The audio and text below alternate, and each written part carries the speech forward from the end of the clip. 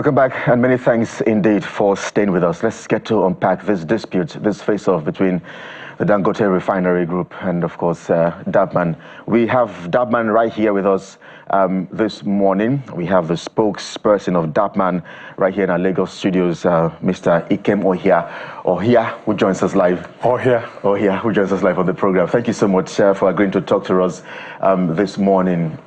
This face-off has been ongoing for quite some time now. I think it's almost a month now, but there have been reactions. There have been counter-accusations. In fact, Dangote's friend has also, had to show some words and support for his friend, even though some of you say, oh, he was part of us a few years ago. He even started DAPPMAN and all of that, but he has said, look, you guys have to innovate. Change is the only constant thing. So, from your standpoint and from your association, let's hear you out. What exactly are the issues? Primarily, thank you very much, first of all, for having me on the station and for us to be able to convey our position clearly to the Nigerian public.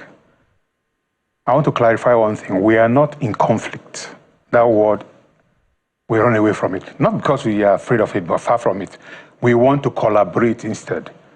Our key interest here is the Nigerian public to offer our petroleum products at reasonable prices to Nigerians consistently in a way or manner to ensure that at no stage do we have any stockouts. The Nigerian public benefits from making sure there are no more queues. And the key thing here is a question of pricing. It's pricing that is the key issue here. Supply, coincidentally, or presently, is by a dominant player, which we accept and which we welcome. That's Dangote refinery. But the point in issue here is we need to have access to to products from this refinery. And that's where the core of the problem lies. Question is, at what prices does he offer us? And do we have access to actually purchase these products from him? Most of us, there's the depots which are located in, starting from Calabar, Port Harcourt, Warri, up to Lagos, various areas in Lagos, is to enable us be able to service existing markets, which over the past 20 years or more, we have been able to firmly put in place logistics and supply trains that enable us ensure that products get to all nooks and crannies of Nigeria from these depots located in those locations I mentioned. What we're asking Dangote to do is to use these depots that are already in existence for us to be able to meet the demand of Nigerians. And that's what's being frowned at. The report is that you're bellyaching over a post-subsidy regime, asking for 1.5 trillion naira. Is that the case? Please provide clarity of this. To start with, the word subsidy only applies to when governments subsidize certain products in a country to ensure that the citizens of that country benefit from it. That is far from being the case, with due respect. That is not at all applicable in this. All that we have here is an issue of pricing. It's a commercial business. We are businessmen.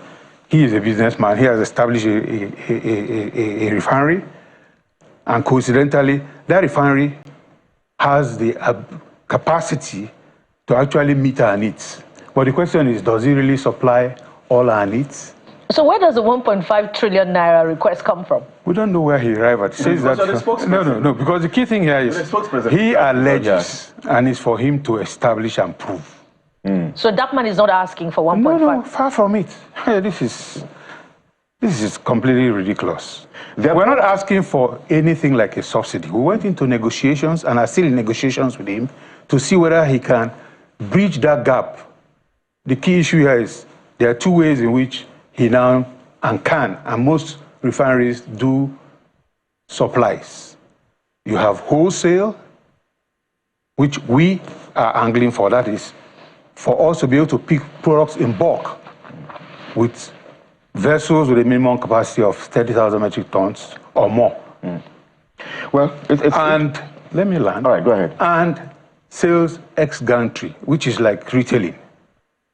Ideally, most refineries lay more emphasis on ensuring that they bulk evacuate whatever it is through off-takers who are able to lift massive quantities to be able to make sure that the refinery is in a position to quickly go into production, replenish stocks. As it brings in crude, it refines. The idea thing is to make sure it evacuates within a reasonable period of time, not be able to keep stock.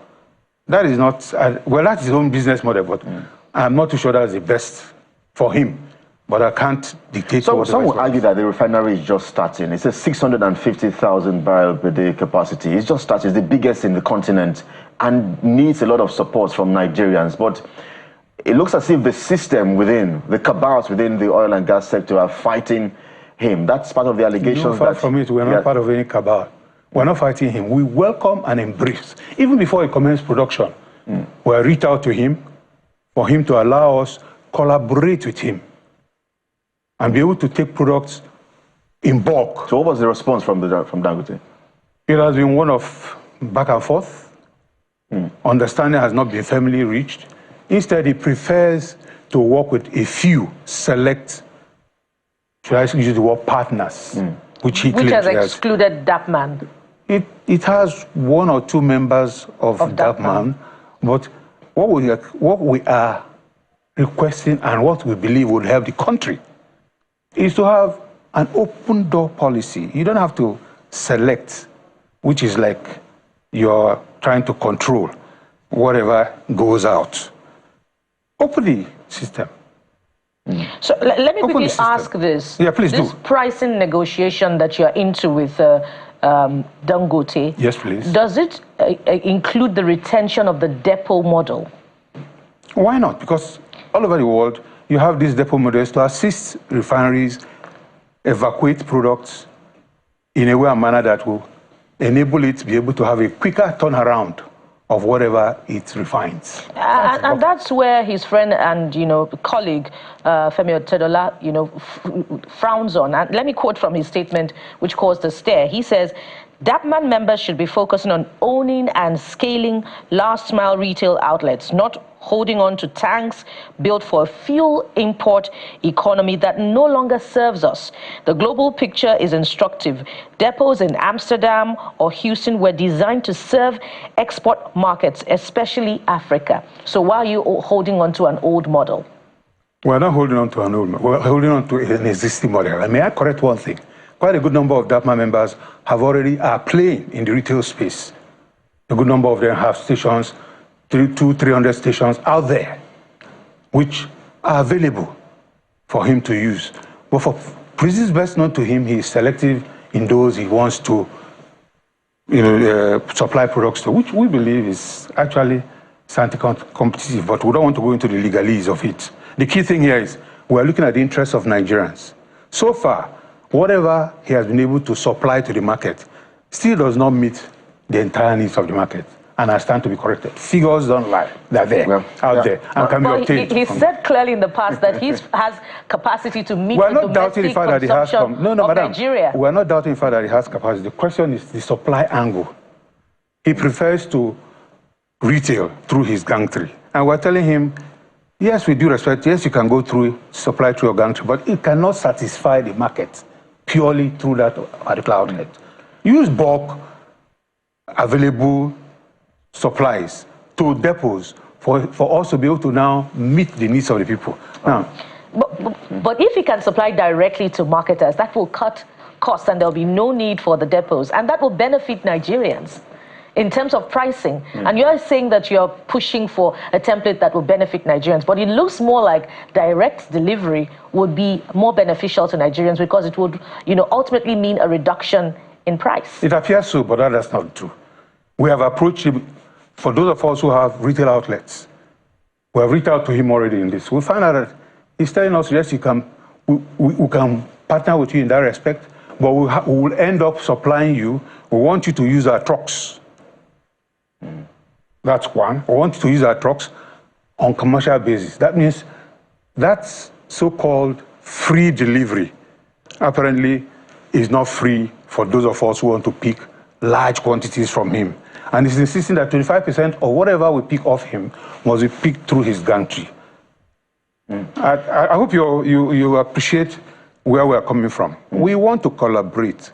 We want to plug that gap because whatever the case may be, he still cannot totally supply the entire country only through gantry. But he's a businessman. Yeah, we agree. So if it's going to be more cost-effective for him to supply directly, why, tackle him over that? We're not tackling him over that. All we're saying is allow us to participate in each stage of such supplies in a way and manner that will make it possible for us to also assist the Nigerian public. Because he cannot, I keep repeating, he cannot meet the total demand of what we consume today in Nigeria. Well, he would argue with that. He would argue with that. So is that the reason why you, DAPPMAN, have tagged him as a monopolist? It is clear that that is where he's headed to. We cannot comment on that. But obviously, if you select only a few people to deal with and you leave out the bulk of key players in the downstream, the tendency is for one to might be quote that as being a monopoly. We're not saying he has monopolist tendencies, no. All right. But what we're saying is he should work with us so that we can collaborate and meet the needs of the people. Okay. Part of the accusations, and I should say these are very, very weighty accusations against DAPPMAN from Dangote, is that DAPPMAN is diverting local products to neighboring countries. These are very, very weighty allegations. If these products are not even enough to satisfy the Nigerian population, then there is a diversion, allegedly. Totally not true. And we state this clearly. Let him come and establish. Let him give us facts. Let him cite instances. Let him tell us who is involved. He has mentioned one or two names. We'll leave that. Let him come and establish actually how, when, where, and what quantities we're talking about. It's not true. We maintain that that is not true. That's, I might use the word, a horrendous accusation, which has absolutely no basis in. Maybe perhaps one or two of your members are into these diversion, and perhaps you're not even aware. No. I make people to say that none of us are. And those few names he mentioned, we leave it to them at the appropriate time to seek legal redress. But as we said, those are their own options. So if you say categorically that Dangote is unable to meet domestic consumption requirement, what would be the exact measure of Nigeria's domestic consumption requirement? Because this has been at the heart of the debate, even before the removal of subsidy. How much exactly is the, daily consumption supply of Nigerians in terms of petrol? Well, the regulator, that's the NNDPRA, is in the best position to provide figures. But from the little information we have garnered so far, and that's why we quoted figures, we have said to him that, look, take for instance, in June, the supply total consumption of PMS in particular was about 1.4 million liters into the Nigerian market, out of which he was able to meet 450. He actually supplied 455 million liters inland into the country. That comes to roughly about 30%. What happened to the balance? We had to plug that balance by resorting to ways of bringing products, quality products, bringing products into the country. So we were telling him, instead of allowing that particular scenario, and that's because he relies more on gantry sales, what we're trying to do is to encourage him, open your portal, let us come and take quantities, large quantities, and bridge that gap. Because it's not that it's not capable of, far from it, the refinery can produce enough to satisfy the, but the issue is the supply pattern, which he wants to resort to. Even with this direct trucking, I'm able to ask him to tell us what is the quantity of products so far he has been able to supply. It cannot meet the demand through just gantry sales. That's our standpoint. We want to work with him for the benefit of Nigerians. That's the key thing here. Give us the opportunity to work together with you. Allow us to take products at prices that make sense so that we can be selling X depot at prices similar to that of your gantry. I know you're a businessman, you want to make more money, fine. But we are ready to work with you to block that gap. So if pricing is at the heart of the matter, yeah. With the competition that we're now seeing, Dangote reducing the pump price of petrol in the last couple of months, and we see marketers, affiliated with him selling at similar reduced rate. What price is DAPPMAN assuring Nigerians that its own marketers will be able to sell if this negotiation that you are proposing with Dangote comes through, such that Nigerians want to assure Nigerians that indeed, if he does give us products in bulk, to discount our transportation costs, that's transshipment to our depots, and the various discharge delivery costs, we will match the same prices he's offering to Nigerians. That's an assurance we're giving Nigerians. So you're confident you can sell at 860? Why not? If he does the right thing by allowing us to sit together, agree on such pricing, which he thinks is or claims is subsidy. There's no question of subsidy here. No, it's a business transaction. I mean, hey, two businessmen can work out things. That the key thing here is for us to arrive at something that is beneficial to the Nigerian. Mr. Ohia, you have debunked allegations around free delivery scheme, the pricing strategy, the allegations around the subsidy, and then the diversion of the local products to neighboring countries. I don't know if DAPPMAN was also part of the meeting with the DSS, because we understand it's Nupeng and its allies. So I don't know if DAPPMAN was also privy to that meeting. Were you in that meeting as well? No, we didn't participate because it technically has nothing to, it doesn't have anything directly to do with us. It has everything to do with the tail end, the area which is exclusive, that of transportation of products and delivery across the country. All over the years, there's been a systematic, a value chain in how products get to the petrol stations and definitely to the public. All right. The area of transportation is an area where NATO members play a role, and that's why they are the ones that are involved in these meetings along with Nupeng, which... Because I was just going to ask you if perhaps you stand with Nupeng on this issue of unionization. That's an area which we leave out because we ourselves also have dealings with them in sort of the same issue. Because your template encourages the workers that we find in Nupeng. Am I correct? Of course, we do. We have various arrangements with them, and each of us have individual. We're talking of staff welfare here. So those are issues. So you stand with Nupeng? Yeah, I mean, we are all working together to achieve what? The key purpose here is to make sure Nigerians who employ are adequately remunerated. I know he does the same, so he should go ahead and negotiate with them and then work out. So can you confirm the report about the introduction of 50,000 naira on each truck by Nupeng? I can't confirm because I'm not Nupeng. We do respect that. Would it be justified if it were true, such that we can sustain the template of truck drivers, the middlemen who ferry petrol to marketers? It has. I make bold to say that, look, Nupeng is a body of its own. It has its own methods of how it organizes its That's not the answer to the question, sir. No, the bottom line is we don't know. We cannot say for sure that that's the figure which they demand. But we do know that they do charge something for their services. Which would amount to an increase in the pump price of petrol in the final analysis, right? Well, they're in a position to argue. I don't want to dabble in areas which are not. I can't give you figures. I can't give you facts. We're showing Nigerians that look. Comes through that. No, we're hoping that it comes out well, and then such issues are thrashed out amicably.